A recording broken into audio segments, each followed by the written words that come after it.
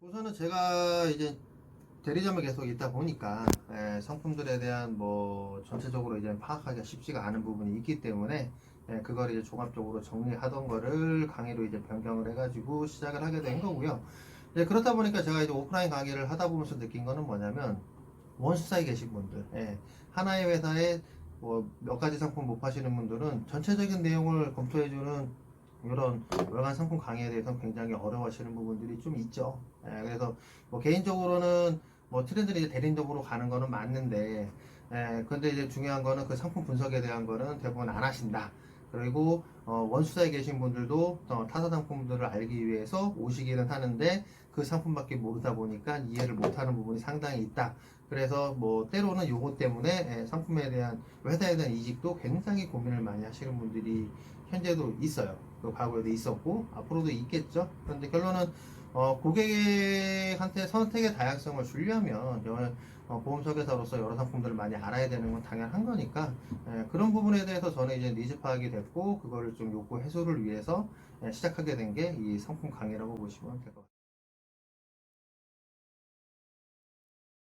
우선은 이제 매월 한 이제 마감한 2, 3일 전부터 이제 각 회사별 소식지들이 취합이 됩니다. 취합이 되면 제가 이제는 그 달에 그 취합되는 대로 우선은 1차적으로 머릿속으로 정리를 해보죠. 이번 달에 포인트는 뭐가 있을까, 변경사항은 뭐가 있을까, 그거에 따라서 어떻게 준비를 해야 될까. 그러고 나서 이제는 딱 9월, 그러니까 9월 달로 치면은 9월 1일 날 전산이 전체적으로 오픈이 되면 그거에 따라서 설계를 다 해봅니다. 해보고 그거를 자료를 정리해가지고 여러분들한테 이제는 실질적으로 영업 방향상으로 봤을 때는 이제 좋은 게 어떤 게 있을까, 어떤 상품을 이번 달에는 고객한테 추천을 하면 좋을까, 이런 거를 기준을 잡아가지고 자료를 만들고 강의를 하는 거죠. 가장 좋은 거는 뭐냐면은 특히 이제 저도 이제는 조직 관리를 하는 입장이고 이제 외부 분들도 이제는 강의를 들으시지만 가장 중요한 건 제가 이번 달에는 이런 상품들을 이런 회사 이런 상품들을 추천을 드립니다. 이제 그거 관련해서 한번 터치를 한번 해보세요라고 했을 때 실질적으로 계약까지 체결되는 경우들이 이제 매달 발생을 하니까 이제 그런 부분에 대해서 가장 이제 좀 보람을 느끼죠. 그리고 그게 계속 이제 반복이 되는 거고 그리고 또 하나 이제는 저희가 단순히 상품 비교만이 아닌 약관이라든가 그런 거를 회사별로 다 비교를 하다 보면, 뭐, 보험금 청구라든가 이런 부분에 있어가지고, 이제 본인도 몰랐던 부분을 저한테 여쭤보고, 보험금 청구를 했을 때, 보상에 좀 문제가 있는 부분을 해결했을 때, 그럴 때 이제, 어, 고객한테 이제 설계사로서는 굉장히 보람을 느끼고 저한테도 감사함을 표시했을 때, 그럴 때가 가장 기분이 괜찮습니다. 그냥 보험 설계사는 어떻게 봤을 때는 접근은 굉장히 쉽게 해가지고 들어는 오는데 막상 본인들의 노력이라든가 뭐 이런 부분은 굉장히 약한 것 같아요. 그래서 저도 이제 업력이 이제 15년 정도 됐는데 15년 동안 매달 매달 리셋되는 거거든요. 매달 매달. 지난달에 실적을 내가 이만큼 했다 그래도 1일이 되면 리셋되고 그러면 우리는 뭐를 해야 되느냐 또 똑같은 공부를 하고 고객을 상대하고 해야 되는 부분이 계속 반복이 돼야 되는데 거기서 많은 분들이 한 가지 놓치는 건 뭐냐면 상품 공부를 안 할 뿐더러 약관 분석 공부도 안 하고 물론 이게 우선이 되면 좀 문제가 될 수는 있지만 어쨌든 꾸준한 노력과 반복만이 가장 중요하지 않나. 그러면서 이제 고객 발굴도 해야 되고, 상품 공부도 해야 되고, 약관 분석도 해야 되고, 이런 부분이 되게 지리한 일이고 힘든 일이지만, 그게 반복되고 반복되다 보면은 아마 저도 이제 10원 정도 개인 영업도 하면서 이제 뭐 어떻게 보면 이제 큰 조직을 운영하는 입장에서 봤을 때는 뭐 저 정도는 될 수 있지 않을까 저처럼 하면은 뭐 그런 생각이 듭니다.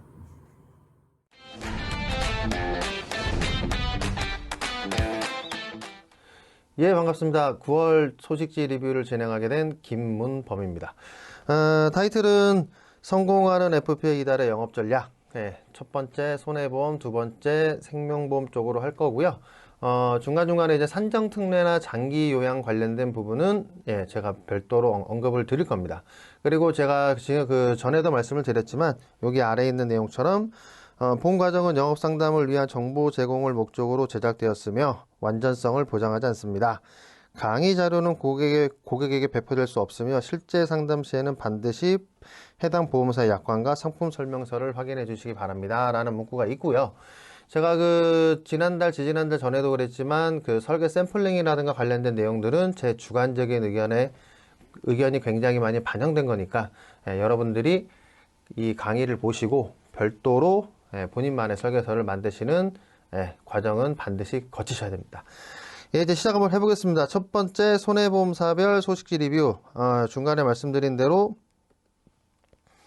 산정특례와 산정특례 내신량과 장기요양 급여 상품에 대한 거는 중간중간에 내용이 들어가 있으니까 참고해 주시면 될 것 같아요. 첫 번째로 DB손해보험입니다. DB손해보험은 지지난달 한 3개월 전에 나왔죠. 나에게 맞춘 간편 건강보험.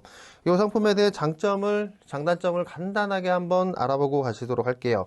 이 상품의 가장 큰 장점은 지금 업계에서 유일한 거죠. 간편보험인데 3개월과 5년 고지는 동일하게 가지만 중간에 있는 1년부터 5년까지 입원 수술에 대한 항목은 계속 상품 안에 전부 다 들어가 있다. 그리고 이제 요 다음 장에 있는 롯데손해보험이 아까 전에 계속 말씀드렸죠. 비갱신형 산정특례 관련된 부분이 종합 간편 잔여. 왜냐면 지난달에 간편에서 없었거든요.